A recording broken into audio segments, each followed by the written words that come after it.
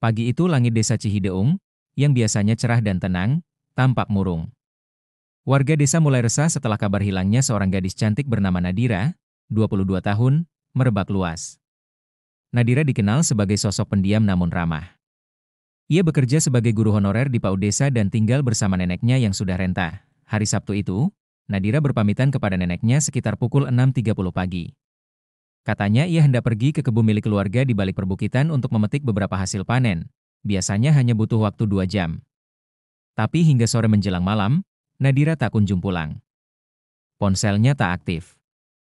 Hujan mulai turun deras sekitar pukul 5 sore, menambah kekhawatiran warga. Nenek Nadira yang gelisah akhirnya melapor ke ketua RT. Beberapa pemuda kampung bersama aparat desa langsung membentuk tim kecil untuk melakukan pencarian awal ke arah kebun yang dimaksud. Namun saat malam tiba, pencarian terpaksa dihentikan karena cuaca semakin buruk dan jarak pandang terbatas. Keesokan harinya, pencarian dilanjutkan dengan melibatkan aparat Babinsa dan tim relawan SAR lokal. Yang membuat mereka bingung, jejak Nadira seolah menghilang begitu saja. Tak ada jejak kaki, tak ada tanda-tanda kerusakan tanaman di jalur kebun. Hutan tempat kebun itu berada memang cukup dalam dan dikenal angker oleh warga sekitar. Beberapa bahkan percaya bahwa daerah itu masih dikuasai oleh penunggu gaib. Namun yang membuat kasus ini semakin misterius, Nadira diketahui sedang hamil 7 bulan. Tapi hanya sedikit orang yang tahu soal itu, bahkan keluarganya sendiri tak diberitahu. Beberapa tetangga dekat yang mencurigai perutnya makin membesar sempat menanyakannya, namun Nadira hanya menjawab bahwa ia sedang sakit lambung. Kini, satu pertanyaan besar menghantui semua warga. Kemana Nadira pergi, dan siapa yang terakhir bersamanya di hutan itu? Pagi hari kedua pencarian, puluhan warga mulai menyusuri kembali jalur setapak menuju kebun Nadira. Mereka membawa parang, alat bantu, dan satu anjing pelacak milik salah satu relawan. Cuaca lebih bersahabat dibanding kemarin, meskipun tanah masih basah dan licin akibat hujan semalam. Sekitar pukul 9.15 pagi, tim menemukan sesuatu yang mengejutkan di pinggir aliran sungai kecil di dalam hutan. Sebuah sandal perempuan warna krem, tergeletak di antara semak. Sandal itu dikenali oleh nenek Nadira. Itu milik cucunya. Tak jauh dari situ, ditemukan juga kain syal merah muda yang sering dipakai Nadira ke sekolah. Yang lebih mengejutkan lagi, ada bercak darah kecil di atas dedaunan kering sekitar 5 meter dari tempat sandal ditemukan. Warga segera memanggil tim SAR dan aparat. Lokasi itu dipasangi garis pembatas sederhana dari tali rafia. Seorang relawan SAR mengatakan bahwa kemungkinan besar Nadira mengalami cedera atau bahkan melahirkan di tempat itu, mengingat darahnya tidak tampak mengalir deras, tapi cukup baru.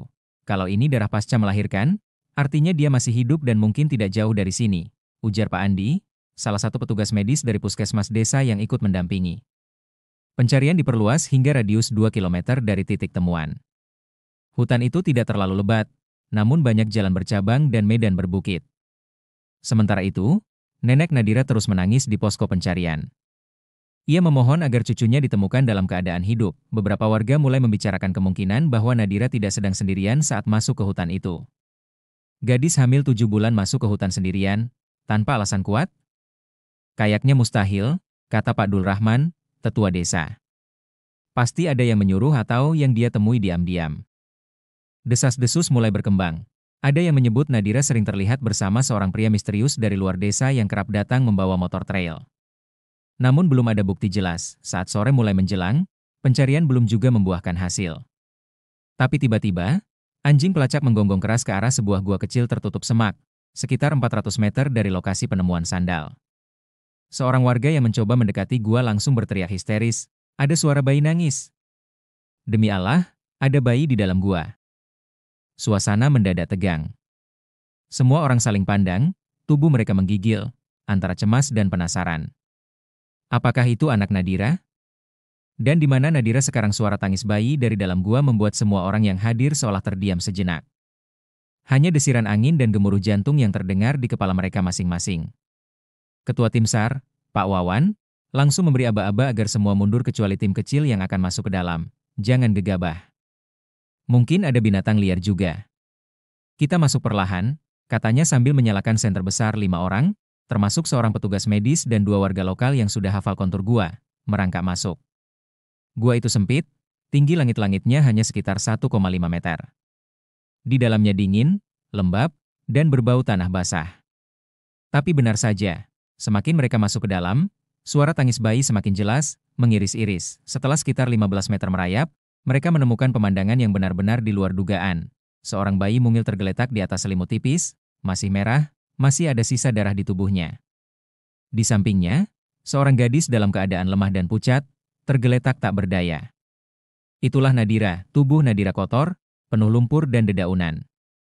Matanya setengah terbuka, nafasnya berat, dan ia tampak berjuang keras untuk tetap sadar. Tangannya masih berusaha meraih bayi yang sudah hampir terguling ke sisi batu. Petugas medis segera sigap memeriksa kondisi keduanya. Nadira mengalami pendarahan, namun denyut nadinya masih terasa. Bayinya, meski lahir tanpa bantuan medis, justru dalam kondisi cukup stabil walaupun kedinginan. Mereka langsung menggendong bayi dan mengevakuasi Nadira dengan tandu darurat. Di luar gua, warga yang menunggu histeris melihat tim keluar membawa bayi yang masih menangis dan tubuh Nadira yang lemas tak bergerak. Banyak yang menangis, beberapa beristighfar, ada pula yang memuji keajaiban. Ini benar-benar mukjizat. Masya Allah, dia bisa melahirkan sendirian di tempat gelap begitu, ujar seorang ibu sambil menyeka air mata. Namun di tengah kelegaan itu, muncul pertanyaan besar yang belum terjawab. Kenapa Nadira bisa sampai di gua itu? Dan siapa ayah dari bayi tersebut? Ketika mobil ambulans desa membawa Nadira dan bayinya ke puskesmas, warga hanya bisa saling menatap, tak percaya. Ada sesuatu yang jelas disembunyikan, dan cerita di balik semua ini baru akan terungkap jika Nadira berhasil sadar dan bicara. Pagi berikutnya, suasana puskesmas Cihideung dipenuhi warga yang penasaran ingin tahu kondisi Nadira dan bayinya. Petugas terpaksa membatasi pengunjung karena banyak yang datang hanya untuk mengorek cerita, alih-alih memberikan bantuan. Nadira dirawat intensif di ruang isolasi sementara, ditemani bidan desa dan seorang suster muda. Bayi perempuan yang dilahirkannya, meskipun prematur, menunjukkan respons normal. Ia diberi nama sementara oleh tim medis sebagai Putri Hutan karena lahir dalam kondisi yang tak biasa, namun perhatian terbesar tertuju pada Nadira. Ia masih belum sepenuhnya sadar. Kadang membuka mata, kadang hanya bergumam tak jelas. Neneknya, Bu Rukiah, datang setiap pagi sambil membawa air zam-zam dan bacaan doa. Air matanya tak berhenti menetes sejak hari penemuan. Saat sore tiba, Nadira akhirnya mulai sadar sepenuhnya. Suaranya lemah, bibirnya kering, tapi ia mulai bisa berbicara. Kalimat pertama yang ia ucapkan kepada suster membuat bulu kuduk berdiri. Tolong, jangan bilang siapa-siapa, dia masih di hutan. Suster langsung memanggil dokter dan neneknya. Namun saat diminta menjelaskan, Nadira hanya menangis, lalu memalingkan wajah ke dinding. Ia menolak bicara lebih lanjut. Sore itu, petugas kepolisian dari polsek setempat datang untuk meminta keterangan. Tapi dokter menolak, mengatakan kondisi psikologis Nadira masih labil. Meski begitu, polisi tetap mengambil alih sandal, syal, dan selimut yang ditemukan di gua sebagai barang bukti. Mereka curiga ada keterlibatan pihak lain, mungkin pacar gelap atau bahkan unsur paksaan. Warga desa semakin gempar ketika desas-desus mulai berkembang liar. Ada yang bilang Nadira dijebak oleh lelaki tak bertanggung jawab. Ada pula yang mengaitkannya dengan makhluk penunggu hutan, keyakinan lama yang masih dipercaya sebagian orang tua desa.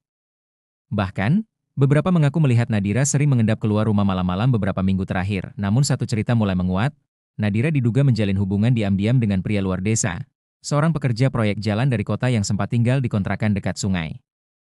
Lelaki itu dikenal ramah namun tertutup. Dan anehnya, ia menghilang tanpa jejak 1 minggu sebelum Nadira dinyatakan hilang. Kini misteri semakin dalam. Nadira selamat. Bayinya lahir. Tapi, siapa yang dimaksudnya masih di hutan? Dan apa maksudnya dengan permintaan untuk tidak bilang siapa-siapa? 2 hari setelah Nadira sadar, polisi secara resmi membuka penyelidikan. Mereka mulai menelusuri informasi tentang pria luar desa yang diduga dekat dengan Nadira.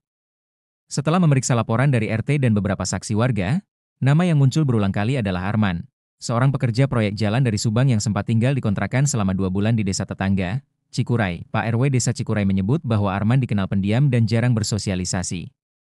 Ia hanya terlihat beberapa kali berbincang dengan Nadira di warung kopi dekat jembatan gantung. Banyak yang tak menyangka mereka memiliki hubungan spesial, apalagi Nadira dikenal tertutup dan jarang bergaul, yang membuat polisi makin curiga. Arman meninggalkan kontrakannya seminggu sebelum Nadira hilang, tanpa pamit dan tanpa membawa semua barangnya. KTP dan beberapa pakaian masih tertinggal. Pemilik kontrakan mengira ia hanya pergi sebentar. Namun sejak itu, tak ada kabar. Nomor teleponnya juga tidak aktif. Kembali di puskesmas, kondisi N.